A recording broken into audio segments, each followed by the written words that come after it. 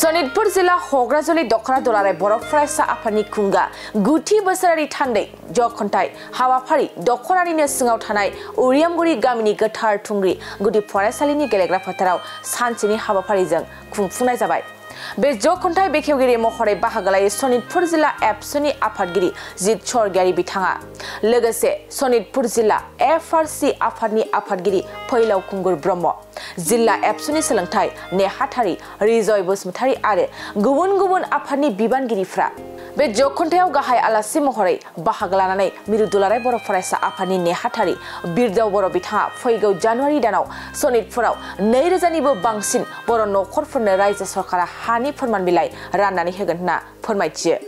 मख'नो गोनांदि सिगाङावबो सनितपुर जिल्लानि धेकियाजुलि ओनसोलाव खननै हानि फोरमान बिलाइ रानखांबाय आरो थामथि खेबनि थाखाय बे बाराव 2000निबो बांसिन बर' नखरफ्रा मोननो हागोन।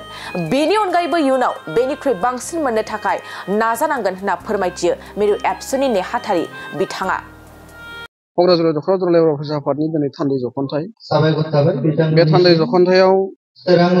ओनसोलनि रायजो राजा आरो गामियारि रायजोफोरखौ लानानै क'क्राझार दखरा दुलाराय बर' फरायसा आफादा गाजा गोमजायै खुंफुंदों आरो बे गाजा गोमजायै खुंफुंनाय हाबाफारियाव आंखौ गाहाय आलासि महरै लेंहरनानै जा मोनसे बाथ्रा बुंनायनि खाबु एबा रायजोजों सावरायनायनि खाबु होबाय, बेनि थाखाय आंनि गिबियाव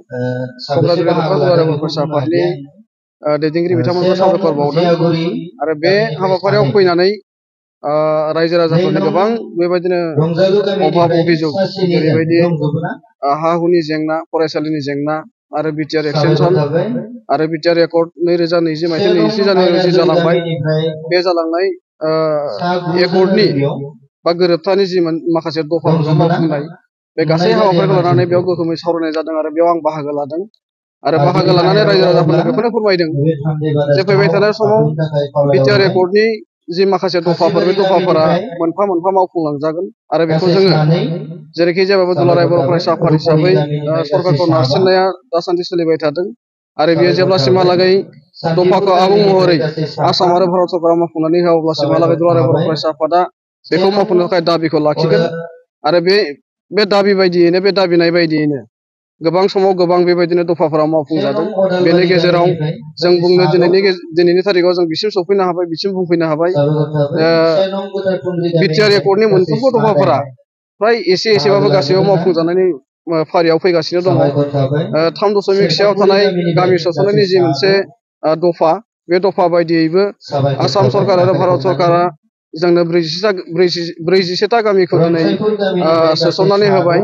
आरो बे 47टा गामि सोसनखांनायनि उनाव जि 19टा गामि सोसननायनि खोथा दंबावो, बे 19टा गामिखौ खोब खम समनि गेजेरावनो सोसननानै होगोन आरो बेनि उनाव माखासे गामि जि थाबावगोन बेखौ आसाम सरकार आरो बिटिआर सरकारा लोगो नांनानै खनसेनो सुफुंनानै होगोन होननानै होनांगौ होननानै जोङो दाबि दैखांदों दुलाराय बर' फरायसा आफादनिफ्राय। आरो फैबाय थानाय समाव फरायसालिनि जि जेंना, बे फरायसालिनि गासै जेंनाफोरखौ नांगौ रोखोमै सुफुंनायनि जि हाबाफारि, जि राहाफारि सरकारा लानांगौ, बेखौ थांनाय गोलाव समनिफ्रायनो एकर्डनि उननिफ्रायनो दुलाराय बर' फरायसा आफादा गोबां समाव गोबां बेबायदिनो सरकारजों सावरायनायाव मोगा मोगि जाबोदों आरो दाबि दैखांबोदों जेरैखि जायाबाबो स्कुलनि एबा फरायसालिनि जि माखासे जेंनाफोर दङ, बे फारि फारि सुफुंजानांगौ आरो बे सावरायनायनि गेजेरजों आसाम सरकारनि सोलोंथाइ बिफाना बुंनानै दोनदों बा आसाम सरकारा बुंनानै दोनदों जेरैखि जायाबाबो गंजि बे कलेजा सरकारि खालामजाखांनायनि उनावनो हायार सेकेन्डारि लेभेलखौ सरकारि खालामनाय जागोन आरो बेनि उनावनो गोजौ फरायसालि, बेनि उनावनो गेजेर आरो गुदि फरायसालिखौ सरकारि खालामनानै होनाय जागोन आरो बेबायदिनो मोनफ्रोमबो सावरायनायाव सरकारा दिनैसिमहालागै बे गंजि कलेजा जेरैखि जायाबाबो सरकारि जाग्रोनायनि उनावनो गोजौ फरायसालिजों लोगोसेनो गोजौसिन फरायसालिफोरखौ सरकारि खालामनायनि जि माखासे बाथ्राफोर बुंदों, बेखौ जोङो नेनानै दङ आरो फैबाय थानाय समाव खम समनि गेजेरावनो जुदि बे जि जेंनाफोरखौ सुफुंनानै होआबा दुलाराय बर' फरायसा आफादा नांगौ रोखोमै बेनि राहाफारिफोरखौ लागोन आरो बेखौ थि खालामनानै दोननाय जादों। बेनि उनाव हा हु होनायनि जि माखासे बाथ्रा, बिटिआर एकर्डनि 5.2 थानाय बायदिनो हा हुनि जेंना सुस्रांनायनि जि माखासे बाथ्रा बेयाव दङ, बे बाथ्रा बायदिनो आसाम सरकारा थांनाय समफोरनिफ्राय सनितपुर जिल्लानि गुबुन गुबुन जायगाफोरावबो हा होनायनि जि खामानि, बेखौ खालामबोबाय थादों। दिनैसिमहालागै 2 फेज हाखौ होबाय आरो फैबाय थानाय जानुवारि दाननि 15 अक्ट'नि गेजेराव 3 खोलोबनि जि मोनसे हा होनायनि हाबाफारि बे हाबाफारिखौ खुंफुंगोन होननानै जोंनो सरकारा मोनथिहोदों आरो बेबायदिनो जोंबो लुबैजादों आरो बे 15 जानुवारिनि जि मोनसे हा होनायनि 3थि खोलोब हा होनायनि हाबाफारि बे हाबाफारियाव खमैबो 2000 दाबिदारफोरनो हा होनायनि खोथा सरकारा बुंनानै दोनदों खिन्थु जों दुलाराय बर' फरायसा आफाद हिसाबै बुंदों जे मालाबाबो बे 2000 जों जोबनो नाङा बे 2000 जोबथा जानो नाङा आरो बेखौनो जोङो बोरै बांहोनानै 5-6 रोजासिमहालागै जानुवारि दाननि 15 अक्ट'आव हा होनायनि जि मोनसे हाबाफारि लागोन सरकारा सरकारि भाबै बेयाव जेरैखि जाया बिनि क्वान्टिटिया बांनांगौ बेखौ जोङो दाबि दैखांनानै दोनदों आरो फैबाय थानाय समाव जायखिजाया खामानिफोरखौ मावनायनि जि मोनसे हाबाफारि सरकारा लानांगौ बेखौ जुदि गोख्रोङै लायाबा जों बेनि सायाव सावरायनायखौ गोख्रों महराव लांगोन आरो दुलाराय बर' फरायसा आफाद हिसाबै जेब्लासिमहालागै सरकारा मोनफ्रोमबो एकर्डनि दफाफोरखौ मोजाङै सुफुंनानै होआ बा जिबायदि लासै दफाफोरखौ सुफुंनायनि राहाफारिफोरखौ लादों बेबायदिनो लासै थांनानै गोबाव खालामलाङोबा दुलाराय बर' फरायसा आफादा बेखौ सहायनाय नङा होननानै जों गोख्रों रावै बुंनानै दोनदों आरो सरकारखौ जोङो नारसिननाया एसेबो खम जायाखै आरो बे सरकारखौ नारसिननाय जे माखासे हाबाफारिफोर दङ बाहाय दुलाराय बर' फरायसा आफादजों लोगोसेनो गुबुन माहारियारि आफादफोरा दङ आरो लोगोसेनो बर' रायजो राजा आफादा दङ आरो बिथांमोननि मदद आरो सहाय सहযোगखौ लानानैनो दुलाराय बर' फरायसा आफादा सिगांलांबाय थागोन आरो बेनि अनगायै जि माखासे दफा मावफुंनायनि बाथ्रा दिनै आसाम गभर्नमेन्टआ बुंदों एनडिएफबि समस्या फोजोबनाय एनडिएफबि केडारफोरनो साकरि बाकरि होनाय आरो बिथांमोननो एक्स ग्रेसिया होनायनिफ्राय बिथांमोननि जिउ राहानि थाखाय अनसुंथाइ होनायनिफ्राय गासै हाबाफारिफोरखौ सरकारा थि समावनो मावफुंनांगौ होननानै दुलाराय बर' फरायसा आफादा थांनाय रायलायनायफोराव मोजाङैनो दाबि दैखांदों आरो सरकारा बे गासै जेंनाफोरखौ खम समनि गेजेराव थि समावनो फोजोबगोन होननानै दुलाराय बर' फरायसा आफादनि सिगाङाव खोथा होनानै दोनदों। नंगौ दुलाराय बर' फरायसा आफादजों आसाम सरकार भारत सरकार आरो एनडिएफबि आरो इउपिपिअ होननाय जि मोनसे जथाय मोनसे सावरायनायनि गेजेरजों मोनसे एकर्ड जालांबाय 2020 मायथाइनि 27 जानुवारियाव बे एकर्डनि 3.1 दफानि बायदिब्ला जेरैखि जायाबाबो 6 दाननि गेजेरावनो गासै गामि सोसननायनि हाबाफारिया जोबनांगौमोन नाथाय बे 6 दाननि गेजेरावनो गामि सोसननायनि जि मोनसे हाबाफारि बे जोबनांगौमोन बे जोबैखाय सनितपुर आरो बिश्वनाथ जिल्लानि रायजो राजा आइ आफाजों लोगोसेनो आसाम नाङैनो बर' माहारिया दुखु मोननाया थारैनो दङ आरो बे दुखु मोननायखौ जोंबो दुलाराय बर' फरायसा आफाद हिसाबै मोनथिगौ मोजाङैनो जोंबो गोसोआव दङ बे गासै खामानिफोरखौ 6 दाननि गेजेरावनो मावफुंनांगौ होननानै दुलाराय बर' फरायसा आफादजों लोगोसेनो एनडिएफबि बिथांमोना बुंबाय थादोंमोनब्लाबो सरकारा बे खामानिखौ मावफुंनायाव एसे लेहेम खालामदों आरो बे लेहेम खालामनायखौनो नोजोर होनानै फैबाय थानाय 2024 मायथाइनि एमपि इलेक्सन जि फैगासिनो दङ बे एमपि इलेक्सननि सिगां जेरैखि जायाबाबो गामि सोसननाय एबा सिमा बारनायनि हाबाफारिया जोबनांगौ होननानै दुलाराय बर' फरायसा आफादनिफ्राय दाबि दैखांनानै दोननाय जादों आरो बे दाबि दैखांनायनि सिगांनो भारतनि नखर मन्त्रि अमित शाह बिथाङा दुलाराय बर' फरायसा आफादनो खोथा होनानै दोनदों जेरैखि जायाबाबो 2024 मायथाइनि सिगांनो बे गामि सोसननायनि गासै खामानिफोरखौ जों आबुङै मावफुंगोन आरो बिटिआर एकर्डनि गासै दफाफोरखौ जों मावफुंगोन होननानै बिथाङा जोंनो खोथा होनानै दोनदों आरो बे खोथा होनानै दोननाय लेखायैनो दुलाराय बर' फरायसाफोरा दिनैसिमबो नेनानै दङ जेरैखि जायाबाबो 2024 मायथाइनि एमपि इलेक्सन एबा लकसभा जि मोनसे बिसायख'थि बे बिसायख'थिनि सिगांनो गासै दफाफोरखौ मावफुंनानै होनांगौ बेखौ जों दिनैसिमबो गोख्रों रावै भारत सरकारखौ बुंनानै दोनदों रायजो राजाफ्रा जेबो गोनो गोथो जानांगौ गैया सम बायदि जायाखै होननानै जों दुखु मोननानै जोङो खुद्रिनांगौनि जेबो बेबायदि बाथ्रा गैया जोङो एसे सहायनांगोन एसे जोङो हमथानानै थानांगोन जों गावखौनो बुजायनानै लानांगोन जेरैखि जायाबाबो जायखिजाया मोनसे खामानिखौ थि बायदियै मावनो हायाखै होननानै जों जुदि जोंनि दुखु मोननाय जोंनि गाज्रि मोननायखौ जों जुदि सरकारनि खाथियाव लांनानै जुदि होख्रावोबा हयथ' बिथांमोना जोंनि बे मावनो लानाय गासै खामानिफोरखौ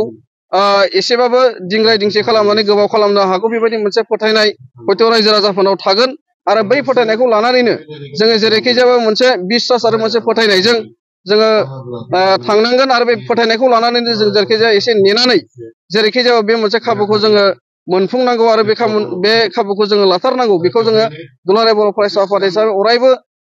बुंदों आरो अरायबो खावलायगोन खिन्थु बे मोनसे हाबाफारिया जायाब्ला दुलाराय बर' फरायसा आफादाबो सम बायदियै जुदि थिखानाय सम बायदियै सरकारा बे मोनसे दफाखौ मावफुंनानै होनाय एबा गामि सोसननाय गासै खामानिखौ फोजोबस्रांनानै होनायनि खोथा जुदि जोंनो होआबा जोङो दुलाराय बर' फरायसा आफाद हिसाबै रायजो राजाफोरखौ लानानै जोङो राजा लामायाव ओंखारफिनगोन जोङो जेरैखि जायाबाबो बेखौ लानानै जोङो दिल्लीयाव धरना होनाय राजा लामायाव ओंखारनाय रेल होबथानाय गासै हाबाफारिफोरखौ जोङो रायजोखौ लानानै खालामगोन बेहाय जोङो खुनु थाद'नाय गैया जेब्लासिमहालागै बिटिआर एकर्डनि दफा बायदियै सनितपुर आरो बिश्वनाथनि गासै गामिफोरानो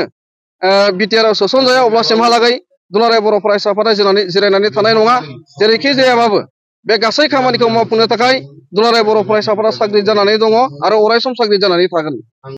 क'क्राझार दख'रा दुलाराय बर' फरायसा आफादनि खुंगा 9थि बोसोरारि जखनथाइ बे हाबाफारिखौ दिनै गोथार थुंग्रि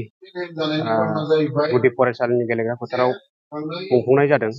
दिनैहाय डिसेम्बर दाननि 21 अक्ट' बिस्थिबार दिनै फुंबिलि समनिफ्रायनो बे हाबाफारिखौ बेखेवनाय हाबाफारिजों लोगोसे लांगोना बेखेवनाय मुंख्लंखौ बिबार बावनाय लोगोसे आफादारि फिरफिलाखौ माहारियारि फिरफिलाखौ बिरहोनायजों लोगोसे जोङो दहाय सानाव 10 रिंगासोआव जोङो ओनसोलनि फरायसालिफोरनि गोजौ थाखोनि फरायसालिफोरनि फरायसा आरो फरायसुलिफोरखौ लानानै मोनसे थुनलाइयारि बादायलायनाय बे हाबाफारिखौ लाफुंनाय जादों। लोगोसे जोंनि ओनसोलनि धोरोमारि आफाद माहारियारि आफाद आरो बायदि बिबानगिरि आरो लोगोसे जोंनि ओनसोलनि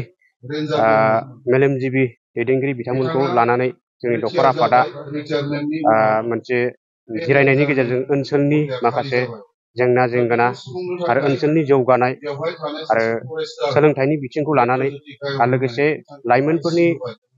जौगानायनि बिथिंखौ लानानै जोङो गुवारै सावरायनायनि गेजेरजों दिनै जोंनि ओनसोलनि खामानि मावलांनायनि खोथाफोरखौ सावरायनाय जादों। लोगोसे नै दायो मोनाबिलियाव जोङो मोनसे गासै जोंनि 120था गामिनि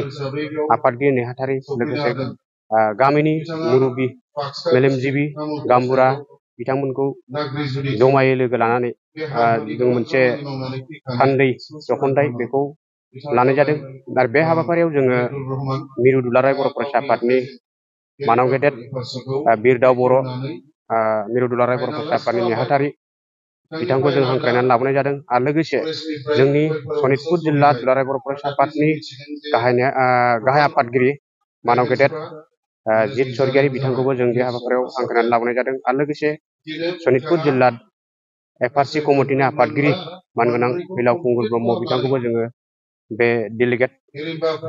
सिजनाव जोङो लेंहरनानै लाबोनाय जादों। दा बेहाय बिथांमोना जोंनि हा-हुनि आरो बिटिआरनि सिमा बारायनाय गामि सोसननाय बिथिंखौ लानानै आरो लोगोसे ओनसोलनि जेंना जेंगोनाखौ बिथिंखौ लानानै रायजो राजाफोरनि सिगाङाव गुवारै सावरायनाय जादों। लोगोसे गामि सोसननायनि बेलायाव खामानि मावफुंगासिनो थानायखौ बिथांमोना फोरमायदों आरो लोगोसे हा-हुनि खामानियाबो दासान्दि जाफुंगासिनो दं बेखौ फोरमायनाय जादों आरो लोगोसे गभर्नमेन्ट लेभेलावबो बिथांमोना बे जोंनि हा-हु खामानि मावनाय आरो लोगोसे बिटिआरआव गामि सोसननाय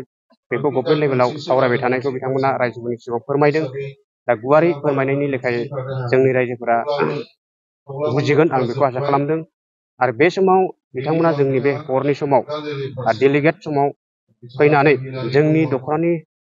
जिथु थान्दै जखनथाइ बेखौ मेहेरगोनां खालामफैनायनि थाखाय मिरु दुलाराय बर' फरायसा आफादनि नेहाथारि मानगोनां बिरदाव बर' बिथांखौ साबायखर बावदों। लोगोसे जोंनि सनितपुर जिल्ला दुलाराय बर' फरायसा आफादनि आफादगिरि मानगोनां जित स्वर्गियारि बिथांनिसिम साबायखर बावदों। लोगोसे एफआरसि कमिटिनि डिस्ट्रिक्ट प्रेसिडेन्ट बिथांखौबो जोङो साबायखर बावदों। लोगोसे जोंनि बे दख'रा आफादनि जखनथाइ खुंनायाव जोंनि ओनसोलनि गासै मेलेमजिबि धोरोमारि आफाद माहारियारि आफाद बर' थुनलाइ आफादनिफ्राय बिबानगिरिफोर आरो लोगोसे गामिनि गासै रायजो राजा बिथांमोना बेहाय जोंनि हाबाफारि खुंनायाव फैनानै लैहोर लैहोर फैनानै जितु खोनासंफैदों आरो माखासे खोथाफोरखौ बुजिनानै लाफैदों आरो खौसेथियै जोङो बेहाय सावरायलायफैदों। बेनि थाखाय गासै रायजो राजा मेलेमजिबि गासै फोरोंगिरि बिथांनिसिमबो जोंनि क'क्राझार दख'रा दुलाराय बर' फरायसा आफादनि जानानै रोजा रोजा साबायखर बावहरनाय थाबाय। मोनसे गोजोनथाव खौरां क'क्राझार सहरनि जेडि रडजों नांजाबनाय सुदेमपुरि गांजिमा बाजाराव थानाय आइ आफा मेडलाइफ बिएम हस्पिटालाव बेराम सोखानो हानायनि गोबां खाबु दं। आइ आफा मेडलाइफ बिएम हस्पिटालनि फेसिलिटिफोरानो जाबाय medical laboratory, pharmacy, paediatrics, medicine, gynaecology, dental, urology, dental x-ray, play area, x-ray, sonography, OT, ICU, NICU एबा पीआईसीयू आरो आइ आफा मेडलाइफ बीएम हस्पिटाला 24 घन्टा जेब्लाबो खुलायै थागोन। लांलाय लाबोलायनि एम्बुलेन्सआबो मोजाङै सार्भिस थागोन। ओनसोलनि सुबुंफोरा बेराम आजारफोरजों भुगिनानै थाना दंब्ला थाबैनो नोंथांनि देहाखौ फाहामथाय लानो क'क्राझार सहरनि सुदेमपुरि गांजिमा बाजाराव थानाय आइ आफा मेडलाइफ बीएम हस्पिटालाव गोख्रैनो फाहामथाय लाफैनो हागोन। आबुङै मिथिनो थाखाय 9101655430 एबा 8822688026 जानबुं नम्बराव खौरां लाहरनो हागोन।